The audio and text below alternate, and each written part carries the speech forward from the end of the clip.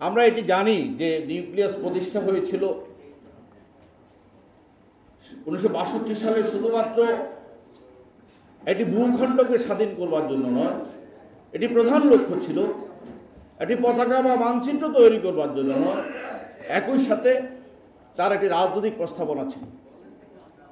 এবং এই স্বাধীন দেশটি কেমন হবে, এটি কি ব্রিটিশ পাকিস্তানিদের রেখে যাওয়া যেই পায়ের জুতো, সেটা পায়ে দিয়ে কি এই বাঙালিরা সেই জুতো পায়ে দিয়ে গিয়ে দেশটা শাসন করবে, নাকি নতুন জুতো তৈরি করা হবে যে জুতা পায়ে দিবে, যে জুতো দিয়ে হাঁটলে মানুষের সাম্য, মানবিক মর্যাদা, ন্যায় বিচার প্রতিষ্ঠা করার পথটা সুগম হবে, সেই পথে চলবে।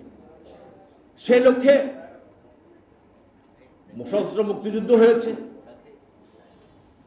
2রা মার্চ পতাকা উত্তোলিত হয়েছে, 3রা মার্চ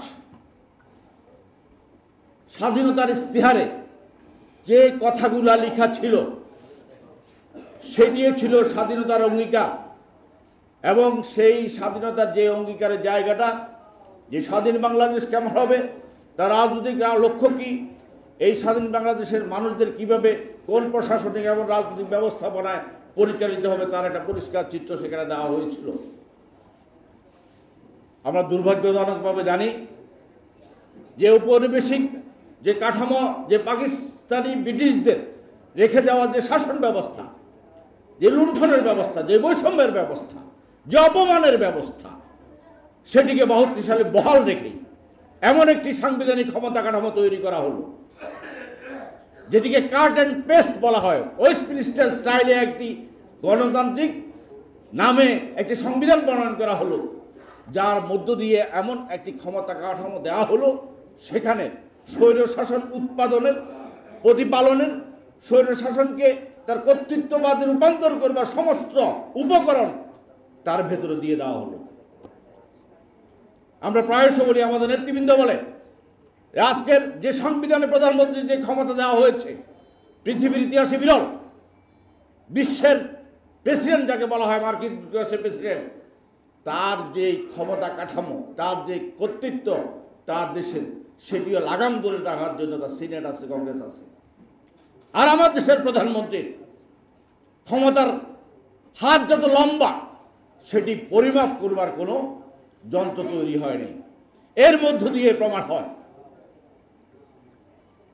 যে রাষ্ট্র কাঠামো আমরা চেয়েছিলাম সাম্য, গণতন্ত্র, মানবিক মর্যাদার, সেটি রুখে দেওয়ার জন্য, সেই পথে না হাঁটবার জন্য, সেই পথে দেশকে না নেওয়ার জন্য যেটি করবার দরকার, ওই 72 সংবিধান যেটি 16 ডিসেম্বর কার্যকর হয়েছিল, তার সব কিছু সেখানে সন্নিবেশিত করা হয়েছে।